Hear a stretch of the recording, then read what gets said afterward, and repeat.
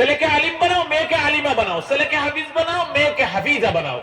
সেই সুযোগ ইসলাম দিয়েছে। আমি নিজে আলিম হতে পারলাম না, আমি তো ছেলেকে চেষ্টা করলে পারবো।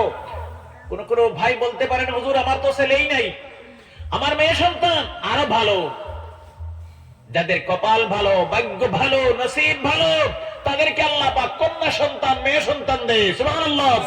মেয়েদের পিতা দুঃখিত হবে না। আল্লাহর কসম করে এই মজলিসে বসে বলছি, কিয়ামতের দিন নবীজির সাথে জান্নাতে যাবে।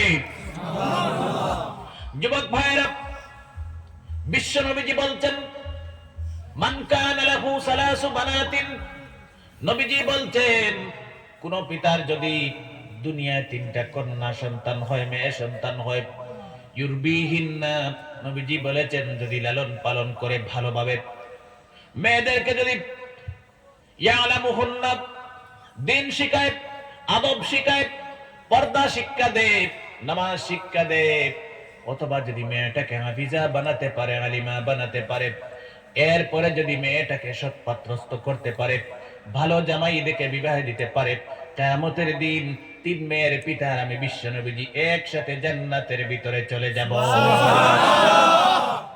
এই মজলিসে নবীজির এক সাহাবী ছিলেন, দাঁড়িয়ে গেলেন। এই সাহাবীর 2টি মেয়ে সন্তান, সহ্য করতে পারেন নাই, নবীজির মজলিসে দাঁড়িয়ে গেছেন আর কেঁদে কেঁদে বলতেছেন, ইয়া রাসূলুল্লাহ, কোন পিতার যদি 2টি মেয়ে সন্তান হয় আর দিন শিখায়, আদব শিখায়, পর্দা শিক্ষা দেয়, নামাজি বানায়, ভালো জামাই দেখে বিবাহ দেয়, তাকেও কি সেই সম্মান আল্লাহ পাক দেবে? নবীজির সাহাবীর সেই প্রশ্ন ছিল। নবীজি তো 3 মেয়ের পিতার কথা বলেছেন, আর এই সাহাবীর 2 মেয়ে ছিল। সুবহানাল্লাহ। নবীজি মুস্কি মুস্কি এসে এসে বলছেন, 3 মেয়ের পিতাকে যে সম্মান দেওয়া হবে, 2 মেয়ের পিতাকেও সেই সম্মান দেওয়া হবে। সুতরাং যুবক ভাইয়েরা, মেয়ে দিয়ে চিন্তা করবেন না, মেয়েটাকে আলিমা বানান, মেয়েটাকে হাফিজা বানান, কিয়ামতের দিন আল্লাহ পাক নবীজির সাথে জান্নাতের ফয়সালা করে দেবে। যুবক ভাইয়েরা, নবীজি বলেছেন ছেলেকে আলিম বানান, মেয়েকে আলিমা বানান। আলিম বানালে পরে কি হবে? ছেলেটা যদি হাফিজ হয়, মেয়েটা হাফিজা হয়, কি লাভ হবে? সংক্ষেপ কথা হলো, নবীজির সুন্নত, আমি হাদিস তিলাওয়াত করেছিলাম, বিশ্ব নবীজি বলতেছেন, কুনতু নাহাইতুকুম আন জিয়ারাতিল কুবুর। ইসলামের প্রাথমিক যুগে বিশ্ব নবীজি সাহাবায়ে কেরামদেরকে বলেছেন, আমার সাহাবায়ে কেরাম, আপনারা কবর জিয়ারতে যাবেন না। নবীজি নিষেধ করেছেন, কারণ আছে। সাহাবায়ে কেরাম নতুন মুসলমান হয়েছেন, ঈমান দুর্বল, অন্য ধর্ম থেকে ডাইভার্ট হয়ে সাহাবায়ে কেরাম মুসলমান হয়েছেন, নবীজির হাতে হাত রেখে কলিমা পড়েছেন। হয়তো সাহাবায়ে কেরাম কবরস্থানে গেলে শিরকি গুনাহ করে দিতে পারেন, কুফরি করে দিতে পারেন, সাজদা করে দিতে পারেন। মুহাদ্দিসিনে কেরামে হাদিসের ব্যাখ্যা লিখেছেন, এই জন্য নবীজি সাহাবায়ে কেরামদেরকে ইসলামের প্রাথমিক যুগে কবর জিয়ারতে নিষেধ করেছেন। সুবহানাল্লাহ।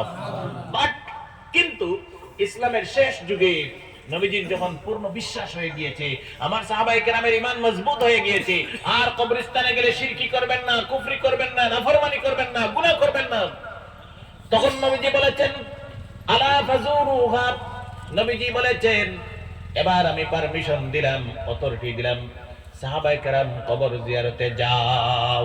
সুবহানাল্লাহ।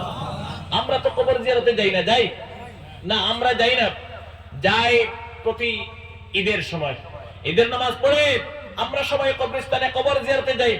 কিন্তু উচিত ছিল, আপনার পিতা মারা গেছেন, মা মারা গেছেন, ফজরের নামাজ পড়বেন, কবরস্থানে যাবেন, মা বাবার কবরের কিনারে দাঁড়িয়ে দোয়া করবেন, পড়াশোনা করবেন, জিয়ারত করবেন। বিশ্ব নবীজি বলেছেন, আপনারা আলিম মানুষ না, আপনারা জেনারেল সাধারণ মুসলমান মানুষ। নবীজি বলেছেন, ছেলেটা সাধারণ মুসলমান মানুষ, ছেলেটা আলিম না, হাফিজ না, দাড়ি নেই, টকি নেই, পাঞ্জাবি নেই, জুব্বা নেই। এরপরেও নবীজি বলেছেন, তার মা বাবার কবরের কিনারে গিয়ে যদি একবার পড়ে, রব্বির হামহুমা কামা রাব্বায়ানি সগীরা, নবীজি বলেছেন 40 বছরের জন্য তার মা বাবার কবরের আযাব আল্লাহ পাক maaf করে দেয়। সুবহানাল্লাহ। আপনারা আলিম মানুষ না, হাফেজ মানুষ না, এরপরেও কবরস্থানে যাবেন, পিতামাতা, দাদা দাদি, নানা নানি, স্ত্রী, স্বামী মারা গেছে, আপনার ভাই মারা গেছে, কবরস্থানের কিনারে যাবেন, দোয়া করবেন, পড়াশোনা করবেন। 40 বছরের জন্য একবার পড়ার বরকতে আল্লাহ পাক মাফ করে দেবেন। সুবহানাল্লাহ। কিন্তু সবচেয়ে মজার ব্যাপার হলো, এখানে আপনি সাধারণ মানুষ, এই জায়গায় যদি হাফিজ ছেলে হয় অথবা আলিম ছেলে হয়, নবীজি বলেছেন, অথবা মেয়েটা যদি আলিমা হয়, হাফিজা হয়ে ঘরে বসে বসে আব্বার জন্য পড়বে রাব্বির হামহুমা কামা রাব্বায়ানি সগীরা। নবীজি বলেছেন, আলিমের বরকতে, হাফিজের বরকতে গুফিরাত লাহু হাত্তা ইয়াউমাল কিয়ামা, কিয়ামত পর্যন্ত তার আব্বা আম্মার কবরের আযাব আল্লাহ পাক maaf করে দেবে। এত ফজিলত, ছেলেকে হাফিজ বানান, মেয়েকে বানান, ছেলেকে আলিম বানান, মেয়েকে বানান। সুতরাং যুবক ভাইয়েরা, নবীজি বলেছেন ছেলেকে আও মুতাআল্লিমান, ছেলেকে বানান, মেয়েকেও বানান। ইসলাম সমান অধিকার দিয়েছে ইলমে দ্বীনের শিক্ষার ক্ষেত্রে। ছেলেকেও পারেন নাই, মেয়েকেও পারেন নাই, 3 নম্বর বিশ্ব নবীজি সুযোগ দিয়েছেন। আপনি বলতে পারেন, হুজুর আমি অনেক চেষ্টা করেছি, আমার ছেলেকে মাদ্রাসায় দিয়েছিলাম, ছেলেটা আলিম হতে পারে নাই, মেয়েটা আলিম হতে পারে নাই, আমি কি করব? কোন কোন যুবক ভাইয়েরা বলতে পারেন, হুজুর আপনি বলছেন হাফিজ বানাবো, আলিম বানাবো, আমি তো আমার ছেলেকে ডাক্তার, ইঞ্জিনিয়ার বানাতে